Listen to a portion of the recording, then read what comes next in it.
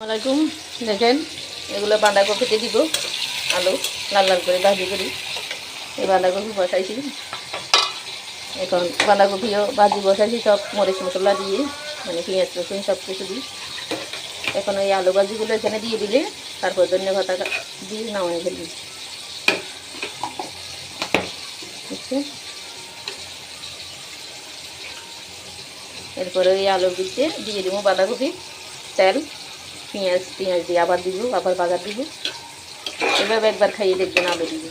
আর শুধু টমেটো দিয়েও ভাজি হয়, চিংড়ি মাছ দিয়ে ভাজি করতে মজা হয়, খারাপ হয় না। মজার জন্য কত কিছু করে মানুষের টেস্ট। এই হইলে মুরগির মাংস আলু দিয়ে রান্না হবে। দেখেন মরিচ মশলা দিয়ে অসাধারণ সুন্দর। আমার মেয়ে মাখতেছে আর আমি এখানে রান্না করতেছি। মেয়ে হইলে তো এমনই, মার থেকে কাজ শিখতে হবে, হেল্প করতে হবে, চুলের দুয়ার তো থাকতে হবে। আমার মেয়ের আবার লেখাপড়া আছে, ভার্সিটিতে ভর্তি করাছিলাম, কিন্তু সমস্যার কারণে ঘরে মানে টাকা পয়সার কারণে পড়াইতে পারিনি ভার্সিটিতে। ইন্টার পাস করছে, এটা আমার মেজো মেয়ে। আর দ্বিতীয় মেয়ে এখন ইন্টারের টেস্ট পরীক্ষা দিচ্ছে। তৃতীয় মেয়ে, দ্বিতীয় বলতেছি, বড়টা তো বিয়ে দিয়ে ফেলছি। এখানে কলজে আলু মাংসের জন্য, আর আমার জন্য মাছ বোনা এখানে 4-5 পিস আছে। আমার জন্য বোনা চলবে 4 পিসে। তো ওরা মাংস দিয়ে খাবে, আলুও দিয়ে একলগে কষি যোগ্য দিয়ে ফেল, মাথার সাথে বয়েলে কষাই ফেলে সুন্দর করে মজি গজি সুন্দর হবে। এই হলো রান্না বন্ধুরা। ভিডিওটা সবাই দেখবেন, লাইক কমেন্ট করবেন। কি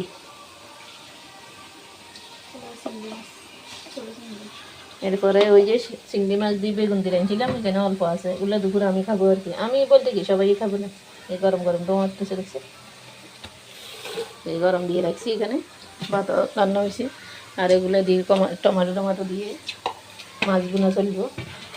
এই হলো রান্নাঘরের রেসিপি, সবাই দেখবেন। দুটো 5 ফোড়নও দিবি, ভিডিওটা বড় হয়ে যাবে, এটা তো আর দেখানো যাবে না। দুটো 5 ফোড়ন দিই, রসুন পেঁয়াজ দিয়ে একলাগে করি বসা দিবি। সেরকম স্বাদ হবে বাঁধাকপি, মানে মজা হবে, মজা স্বাদ বলতে ছোটোকাল থেকে স্বাদ বলতে বলতে সুস্বাদু খাওয়া।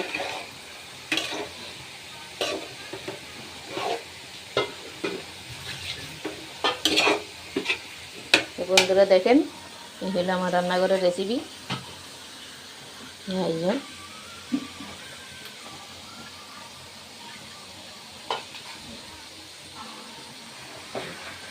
লাইক কমেন্ট শেয়ার ফলো দিয়ে বন্ধুরা দয়া করে স্টার দিবেন।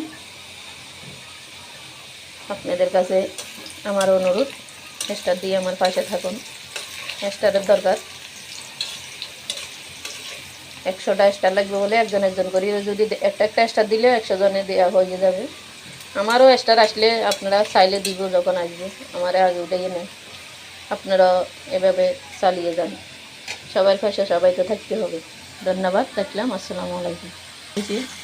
এই রসুন পেঁয়াজ মানে ইয়ার জন্য তেল তো অনেকগুলো, তেল লইলে দিবি, তেল কদ্দুর কাপে লইলে এত তেল দিছে দেখছি ধরনি তুই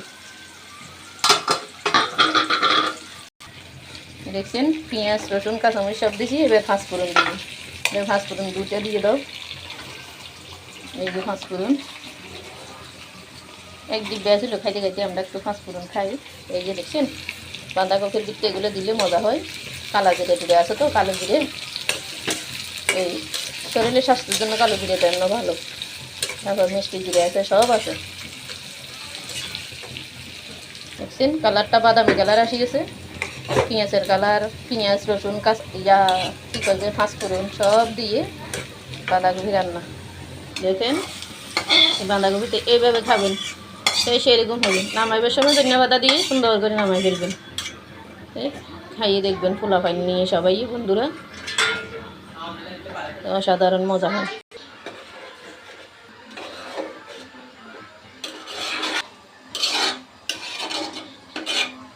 ভাজি করে বোনা করবো টমেটো দিয়ে, টমেটো কাঁচামরিচ পেঁয়াজ দিয়ে রান্না।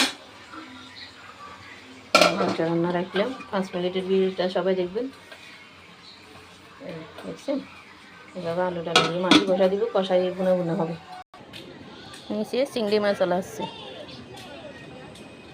এই নিচে সবাই কিনতেছে।